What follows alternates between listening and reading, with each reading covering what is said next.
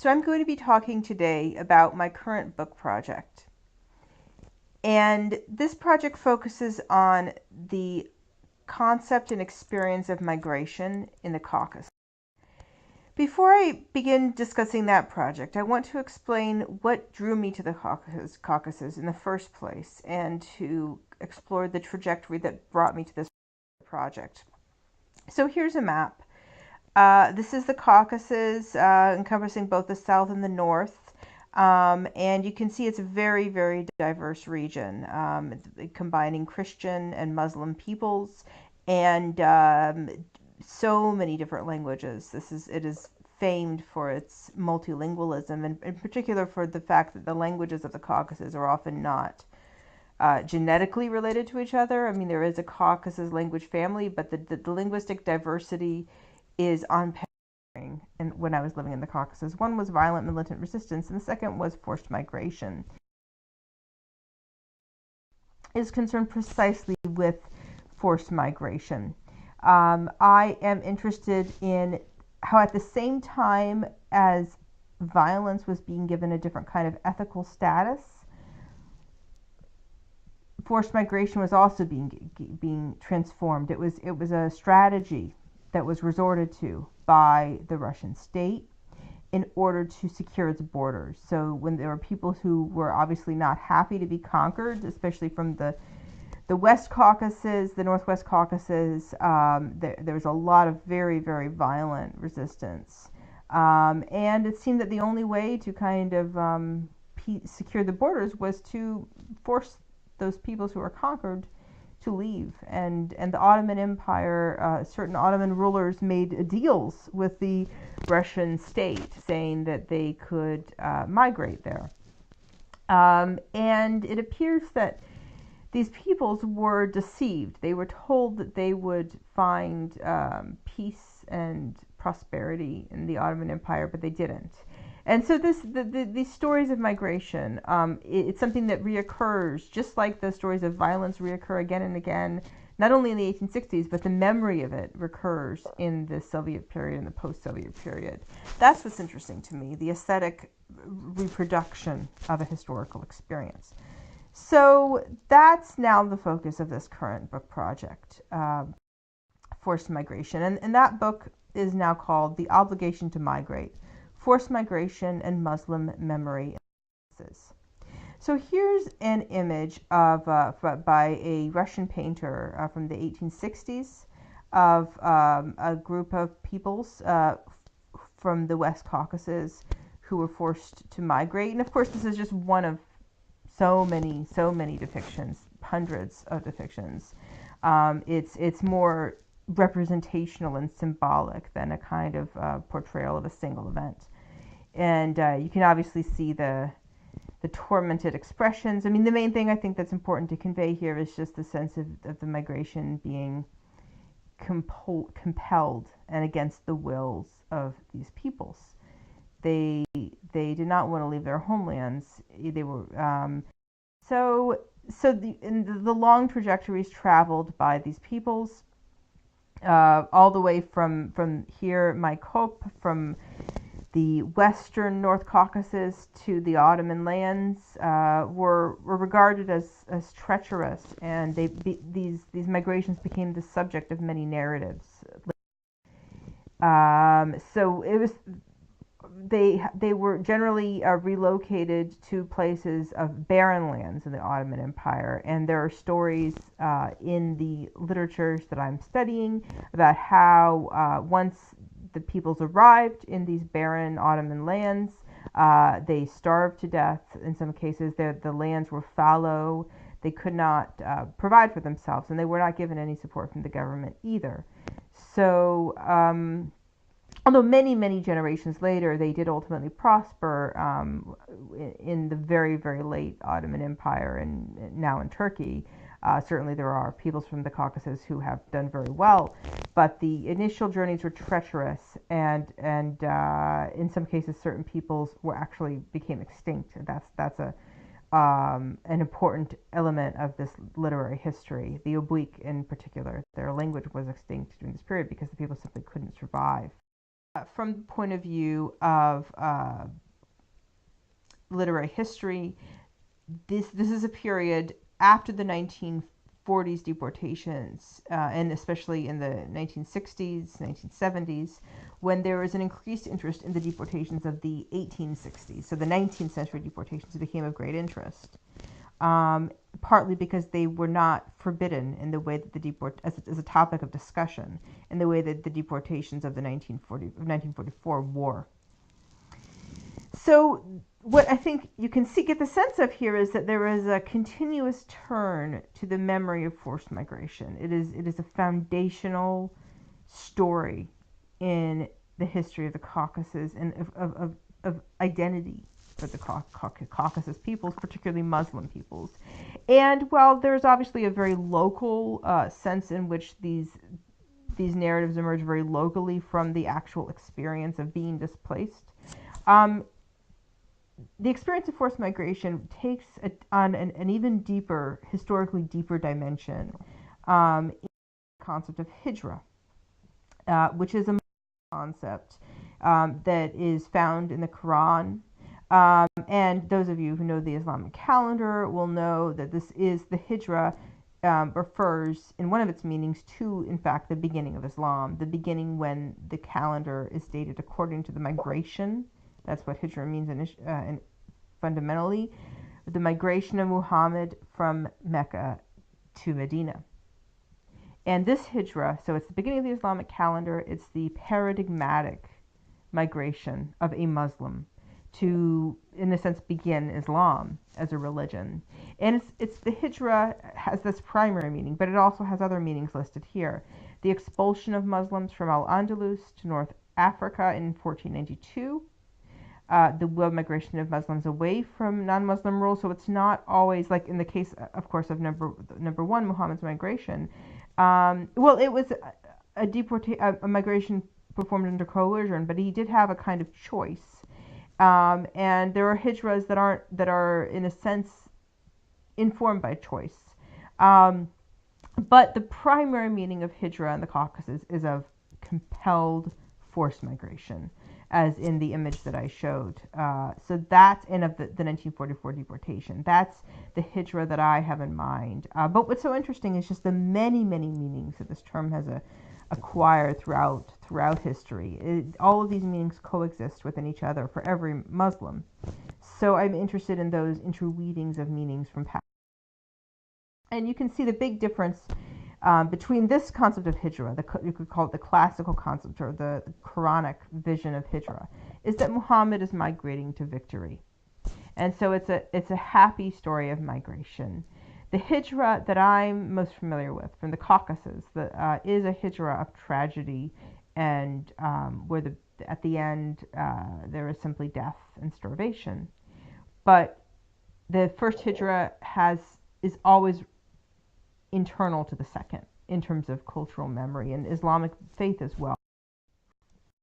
So the book itself has 5 chapters, and I'm looking at hijra from its many different angles, as law, as national allegory, in the sense that I've discussed here, where the forced migrations of the 20th century were forbidden and suppressed as topics, and so that, in a sense, contributed to an increased popularity of the forced migrations of the 19th century as topics for literary history. In the novels, especially of these figures named here, Abuzade Demirov, a Chechen writer, Idris Bazorkin, an English writer, and Bagrat Shinkuba, an Abkhaz writer. So that's the allegory that I'm talking about. The 19th century came to stand in for the 20th. Hijra's elegy looks at poetry. Hijra beyond nationality looks at hijra as a kind of transnational concept, which it really is. That's another aspect of hijra, that it unites peoples into a common historical memory and a common identity beyond their specific nations. And so I'm interested in that transnational aspect as well. And the final chapter, The End of Migration, Checkpoints, Borders, Walls, looks at how, while hijra has very substantial meanings for the 20th and the 19th centuries, It's doesn't quite capture the experience of the 21st. The 21st century, the post-Soviet era, is one more of checkpoints, borders, and walls. And so I make this argument and this comparison and contrast based on my experience, both in the North Caucasus, visiting Chechnya, going through checkpoints there, facing bribes, and observing the way borders work, as well as in Palestine, where there is, of course, a checkpoint regime. And so that's really, I think, the definitive experience of the current moment. And that's also of interest. So the chapter on national allegory focuses on these three novels by Idris Bazorkin, Abuzadeh Demirov, and Bagrat Shinkuba, which are, as I've said, national allegories. They are stories about the coming into being of the peoples who are described, and about their traumatic journeys during the 19th century to Ottoman lands. And what's interesting is that two of these figures were themselves deported. They were Chechens and Ingush, the two figures on the right and left. They were forcibly deported during the 1944 deportation, and they did not write about that experience because they couldn't under Soviet rule. It was illegal. So they instead wrote about the 19th century deportations, and they did so to great effect. Very, very popular writers and very influential within their own cultures and literatures. And in essence, these three books that I'm looking at are the foundational text of Chechen, Ingush, and Abkhaz literature, respectively. The next chapter, as I've said, looks at elegy and poetry to see how memory is mediated. The memory of forced migration is mediated. And here, what's notable is that the medium of poetry, the genre of elegy, is chosen by Georgian writers. So writers who are mountaineers, often, who are Georgian, and who sympathized with the plight of the Caucasus peoples to the north. But what's significant about Georgian writers is that they don't have a Muslim heritage. They are not writing as Muslims. They're writing as culturally Christian peoples who feel solidarity with Muslim peoples who were, in a sense, targeted in part because of their religion. That doesn't mean that every Muslim was forced to migrate away from Ottoman land from the Russian Empire, but certainly being Muslim contributed to the distance and the suspicion that the Caucasus peoples faced, and so they chose poetry to express their solidarity with the Muslim peoples, and they often describe that solidarity in terms by drawing as well on the language of forced migration. So this is a poem by Gabriel Jabushanuri, a Georgian poet from the mountains who actually lived on the Ingush border. And he woke up one day and saw that all of his neighbors, his Ingush neighbors, meaning his Muslim neighbors, who were from a different ethnicity, but who were people he'd grown up with all of his life, were gone. They had been forced to leave, to migrate to Central Asia, or basically pushed into cattle cars. And he began a poetry cycle that he could not publish during his lifetime, but it is about these forced migrations. Essentially, it describes the village where he grew up, now that it had been abandoned by the peoples who were forced to vacate it. And interestingly, in this poem, he eulogizes one of the anti-colonial bandits who I mentioned earlier, who is on the cover of my book, Selim Han. He says, "Accept me as an heir of Hil-Ho, we'll shed tears for our tomorrow. If our hearts give birth to sadness, we'll sing the saga of Selim Han." So he uses the language of elegy to celebrate and lament. But that's exactly what elegy does, right? The memory of this anti-colonial bandit. But again, if we're keeping with the theme of violence, what's interesting is that in this poetic text, violence is not present really, or it's so sublimated. There is not a celebration of violence here, and yet the figure who is lamented is himself the epitome of anti-colonial violence. So you can see the transition from the transgressive sanctity of my first book to this very different understanding of the effects of violence in the second. And here we have the same poet, different Georgian poet, very famous Galaktun Tabidze, creating a kind of solidarity with the Abkhaz peoples who were deported. He writes a poem in the first person in which he says, I, a muhajir, meaning someone who has been forced to migrate, remember when my homeland saw the plague, I lift a fist of native soil to my chest. And so the second to last chapter is looking at hijra beyond the nation, transnational hijra. And here I have two Palestinian writers who have used hijra extensively in their work. The first, Mahmoud Darwish, very famous poet, and who's in a sense created an image of Palestinian poetry for the world. Hala Al-Aylian, who lives in the United States, so she's from the diaspora and is very hijra as well. And she has this very significant poem, which she has a book collection published just in 2016 called Hijra.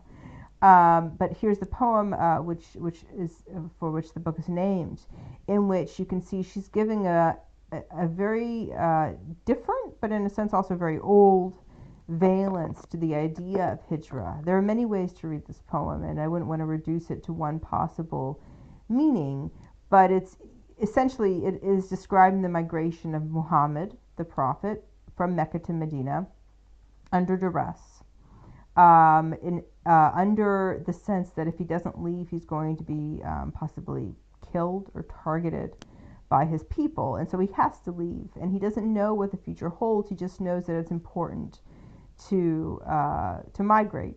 And as we know from the images I showed, that migration is ultimately successful, but it can't be known at the time.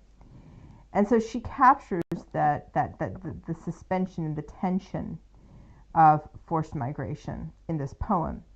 It's also very gendered, which I think is significant and strikes a new note in terms of the literature of hijra. Sleepwalkers, uterus dust, you heard the gunfire enfolded into clay. We begged our bodies for alchemy, death into new lungs. We fed bread to the jinn. The clouds followed us, a scrap of summer moon, as gazelles made a meal of ash. We became seamstresses, mapping departure into our eyelids. Allah's calligraphy stitched our vertebrae. We wrote their unsaid names on parchment, buried them in boxes, gave birth to our daughters in caves. When our breasts wept milk for months, we drank it ourselves. So normally this narrative is told from an exclusively male perspective, and here you can see the hijra actually being narrated from a. And so the project is cross-temporal in the sense that it's interested in the intersections between different temporalities. It's cross-confessional. It looks at Georgian texts told from Muslim perspectives. It looks at Chechen novels, Russophone representations of the forced migration, or 19th century memories of early Islam. And it seeks to find in hijra an idiom that transcends now.